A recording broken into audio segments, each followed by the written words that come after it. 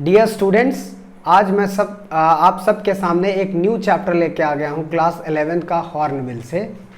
और चैप्टर का नाम है we are not afraid to die if we all we together. Chapter का बहुत ही डीप मीनिंग है। मीनिंग आपको समझ में आ रहा होगा कि अगर हम सब साथ में हैं तो हमें मरने से भी डर नहीं लगता है। इस चैप्टर के बारे में आइए हम आपको पहले सिखाते हैं कि इसके कैरेक्टर कौन कौन से हैं।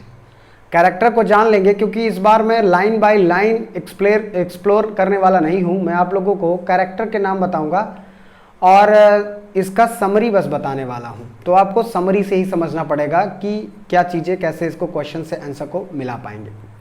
तो आइए हम आपको इसके कैरेक्टर से मिलाते हैं। कैरेक्टर में इसमें एक आई ऑथर जी हैं जो आई के रूप में रिप्रेजेंट करते हैं।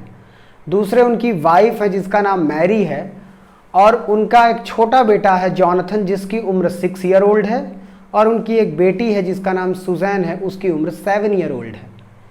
उनके साथ दो सहपाठी लैरी और स्विस हब्स जी भी हैं जिनका बहुत इंपॉर्टेंट रोल है नाव को चलाने के लिए। और जो सबसे मुख्य किरदार इस पाठ में है वो है एक वेव वॉकर। वेव वॉकर एक बोट का नाम है जिसको लेकर के राइटर जी अपने पूरे परिवार को हॉलीडेज मनाने के लिए एक बड़े से समुद्र में निकल पड़ते हैं। कहानी को उनको इंस्पिरेशन ये मिली, जेम्स हुक नाम के एक कैप्टन थे लगभग 200 साल पहले।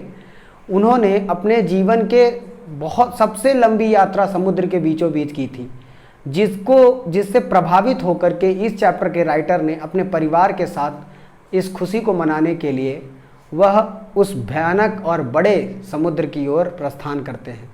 प्रस्थान करने से पहले जो उनकी वेव वॉकर बोट होती है उसको चलाने के लिए उसको 16 वर्षों तक उन्होंने उसमें समय दिया। 16 वर्षों तक उनको हर परिस्थिति के लिए तैयार होने के लिए उसमें सारे पार्ट्स रखे, वे करके हर चीज़ को चेक किया, प्लस उसको हर कठिन समस्या से बड़ी बड़ी लहरों, गर्मी जगह या ठंडे जगहों पर ले जा करके उसको चेक किया ताकि वह हर स्थिति के लिए तैयार हो सके, हर स्थिति को समझ सकें।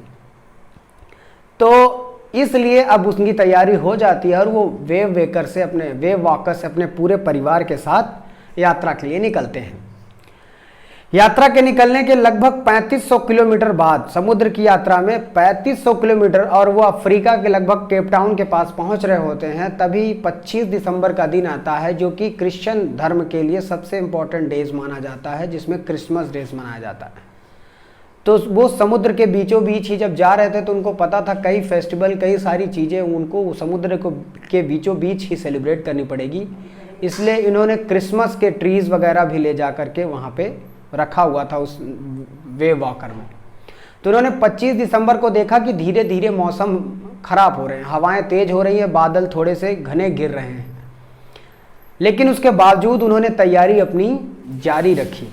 उन्होंने सेलिब्रेट किया क्रिसमस डे, और क्रिसमस डे सेलिब्रेट करने के पश्चात जब 2-4 दिन और गुजरे, 2 जनवरी के दिन उन्होंने देखा कि समुद्र का मौसम बेहद ख़राब हो गया है और बहुत ऊंची ऊंची लहरों की मतलब लगभग 15 मीटर ऊंची लहरें उठने लगी थी। अब आप देखो कि समुद्र में सबसे खतरनाक चीज़ यही होती है कि जब लहरें उठती हैं तो वो बोट से टकराती है। और बोट इन 1976 की बात है जब उतने अच्छे तैयार नहीं होते थे जो इंजन से लैस हों। उसमें बड़े बड़े राफ्ट बांधे जाते थे, वो कपड़ा आपने देखा होगा कई फिल्मों में भी, कि वो कपड़े में जब हवा लगती थी जिस तरफ से आती थी उसका प्रेशर बनता था और दबाव के कारण नाव अपने स्पीड को पकड़ती थी। और उसमें व्हील होता था, व्हील के कार्टर के हिसाब से उस व्हील को घुमाया जाता था। इस छोटे छोटे बारीकी में जब चैप्टर आप पढ़ेंगे तो उनको शब्द मिलेंगे आप लोगों को। तो वो व्हील से लेकर जाते रहते हैं। तो 2 जनवरी को पहली बार उनके नाव से वो सबसे भयावह लहर टकरा गई। लहर टकराते ही वो उनका जो वो व्हील पर थे तो वो सर उनका व्हील पर टकराया, उनको चोट लगी, उनके कई सारी रिब्स टूट गई और जो राइटर जी हैं, और साथ ही साथ पूरी नाव में पानी भर गया। पूरी नाव का पानी भर गया, पागलों की तरह वो 2 मिनट के लिए तो बिल्कुल गायब हो गए पानी में। लेकिन देखिए इतनी बड़ी लहर के बावजूद, पानी ऊपर से घेर लिया था नाव को, उसके बावजूद वो नाव में फिर से वापस लौट आए। कुछ करना रहा होगा। फिर सभी लोगों ने मिलकर के लैरी हैरी पागलों की तरह उस नाव से पानी को निकालना स्टार्ट कर देते हैं। उनकी पत्नी भी आ जाती है और जब कुछ पानी कम होने लगता है तब उन्हें अपने बच्चों का ख्याल आता है और वो जाकर देखते हैं कि उनके बच्चे जीवित हैं कि नहीं। बच्चों का केबिन होता है नाव में, वहाँ देखते हैं तो बच्चे पानी में डूब रहे होते हैं और वो ऊपर के स्थान पर पहुँच जाते हैं। बच्चों को तो हम जानते ही हैं कि बहुत चतुर होते हैं, तो वो सबसे ऊपर वाली जगह में जाकर के बच्चे बैठ जाते हैं। जाने पर पता चलता है कि सुजैन की आंखों में बहुत बड़ा चोट लग गया है, जिससे उसकी आंखें काली पड़ चुकी हैं, फूल गई हैं। उसको एक चोट यहाँ बहुत बड़ा कट भी लगता है, लेकिन वो कट के बारे में अपने फादर को नहीं बताती है, क्योंकि उसकी पूरा परिवार प्रॉब्लम में फंस जाता है और उसको नहीं लगता, ऐसा लगता है कि अगर वो बताएगी तो पेरेंट्स उसके पीछे लग जाएंगे और बाकी चीज़ें नहीं कर पाएंगे। उसके बाद राइटर जी पूरे नाव का मुआयना करते हैं और मुआयने में पता चलता है कि नाव कई जगह से बहुत ज़्यादा टूट चुकी है। नाव में जगह जगह होल हो चुके हैं। वो अपना हथौड़ा और कुछ कीले लेकर के जाते हैं और उसको ठीक करने का प्रयास करना स्टार्ट कर देते हैं, लेकिन नाव एक बहुत बड़ी सी लहर से टकराई थी, जिसके वजह से उसके बहुत परखच्चे उड़ गए थे। अब बहुत मुश्किल था उसको सर्वाइव कर पाना। अब पानी को जल्दी जल्दी आ रहा था, उतनी तेज़ी से वो पानी निकाल नहीं पा रहे थे। तो उन्होंने देखा कि एक मोटर है उनके पास, और मोटर को जब चेक किया तो मोटर जल चुका होता है। उसके बाद उन्हें अचानक से याद आता है कि एक स्पेयर मोटर उनके पास और बचा हुआ है, जिसको जाकर के देखा तो चेक किया तो फाइनली वो मोटर चल रहा होता है। मोटर को लगाने से, उसकी पाइप बाहर करने से जो नाव का पानी है बहुत तेज़ी से बाहर जाने लग जाता है और शाम तक पानी जो है तक कम हो जाता है।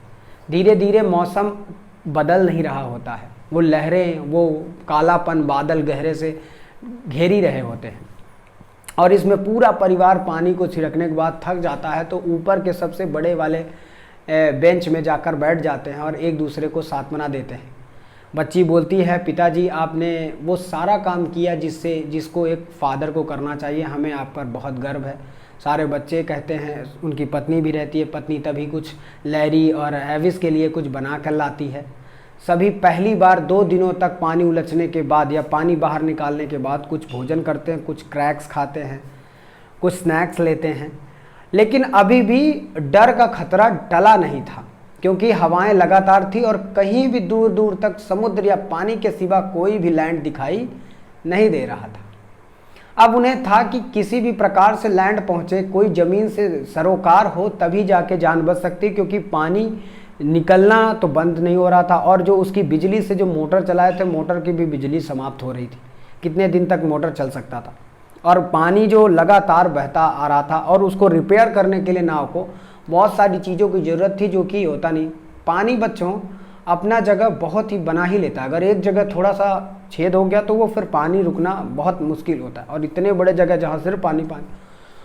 फिर भी वो हिम्मत ना हारते हुए और राइटर अपने कैलकुलेशन रूम में जाते हैं, वहाँ पे हिसाब जोड़ गांठ लगाते हैं कि वो किस प्रकार बच सकते हैं। तो उन्होंने राफ्ट को जा कर के सब जोड़ गांठने के बाद, कैलकुलेशन करने के बाद राफ्ट को ऐसे घुमाते हैं, एक ऐसे एंगल पे घुमाते हैं कि अगर जो शाम तक सब कुछ ठीक रहा,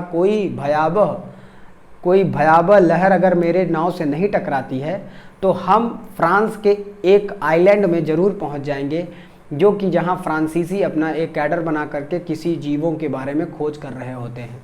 सारे देश के लोग करते हैं जो आइलैंड वगैरह होते हैं, क्योंकि आइलैंड में कॉमन लोग नहीं जा सकते हैं। तो आइलैंड में सब चीज़ खुफिया चीज़ें होती हैं। जैसे आपने देखा वुहान में हुआ था ना, ये कोरोना, मर रहे हैं 2 साल से, उसी प्रकार ये खुफिया जगह में होना चाहिए ये सारी चीज़ें।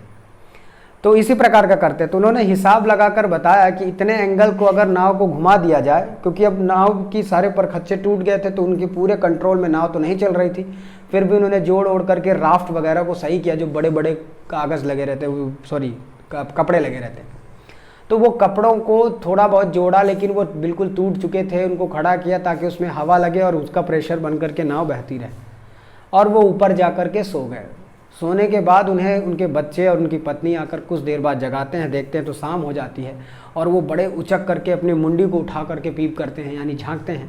बोलते हैं, क्या हुआ, क्या हमने आइलैंड मिस कर दिया?